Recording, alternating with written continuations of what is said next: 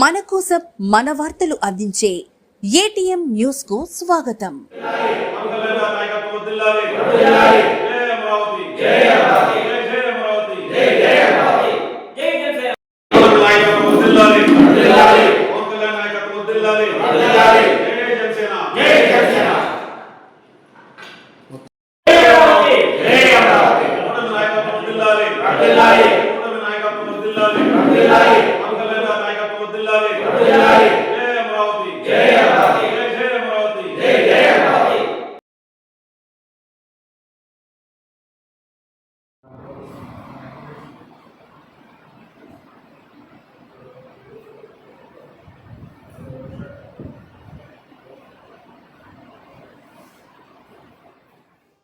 ఈరోజు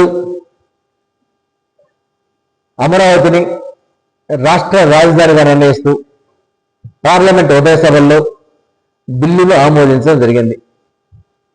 దీని వెనుక మా జనసేనాని పవన్ కళ్యాణ్ గారి అయితేనేమి, అదేవిధంగా మన రాష్ట్ర ముఖ్యమంత్రి నారా చంద్రబాబు నాయుడు గారు అయితేనేమి, అదేవిధంగా దేశ ప్రధానమంత్రి నరేంద్ర మోడీ గారు అయితేనేమి, వీరి కృషి ఎంతో ఉంది.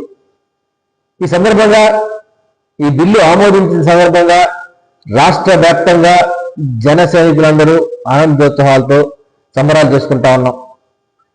ఎందుకంటే ఇది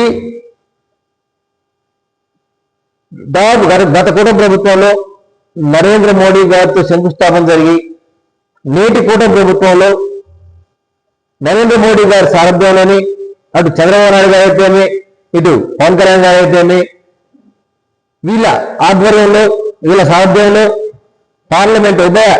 పార్లమెంట్లో ఈ బిల్లుకు ఆమోదం పొందడం ఎంతో హర్షణీయం.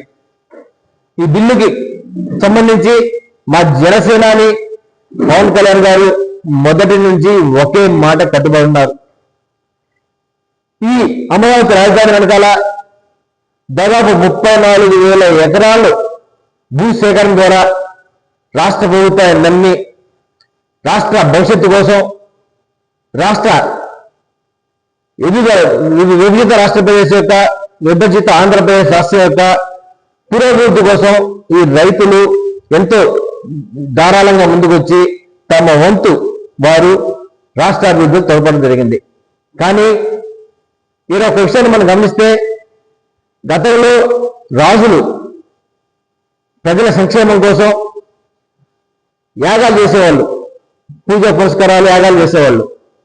ఈ యాగాలు జరగడానికి మారీ సుబాహు లాంటి మన పురాణంలో మనం చదివిన్నాం. వీళ్ళు ప్రజలకు మంచి జరగకూడదు, ప్రజలు ఎప్పుడు దుర్భిక్షంతో అలా ఆ దేశం దెబ్బతినాలి అన్న ఉద్దేశంతో రాక్షసులు పనిచేసేవాళ్ళు. ఆ విధంగా వైసీపీ నాయకులు ఈరోజు ఆంధ్రప్రదేశ్కి పట్టే రాక్షస ముఖలాగా తయారైంది. ఎందుకంటున్నా అంటే, రాష్ట్ర అసెంబ్లీ అంటే మన ప్రజాస్వామ్యానికి దేవాలయంతో సమానం.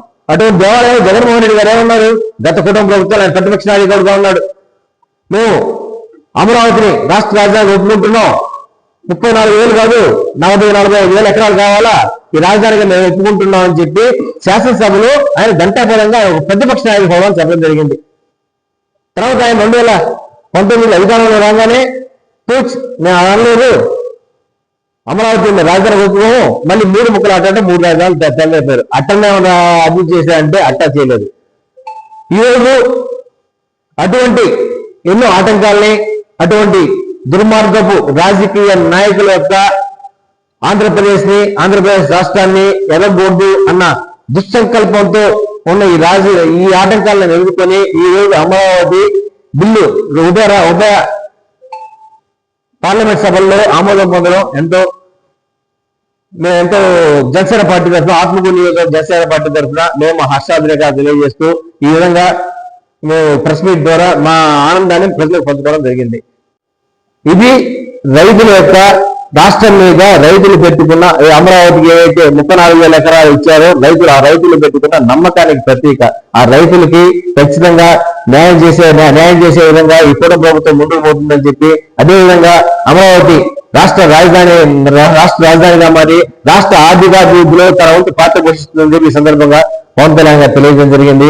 ఆయన అడుగుదారుల్లోనే మేము కూడా మా కేంద్ర కార్యాలయం చెప్పిన సూచనల మేరకు ఈరోజు ఈ అమరావతి ఉభయ సభల్లో బిల్లు ఆమోదం పొందడానికి మేము హర్షాన్ని తెలియజేస్తూ ఈ సభను ఏర్పాటు చేయడం జరిగింది.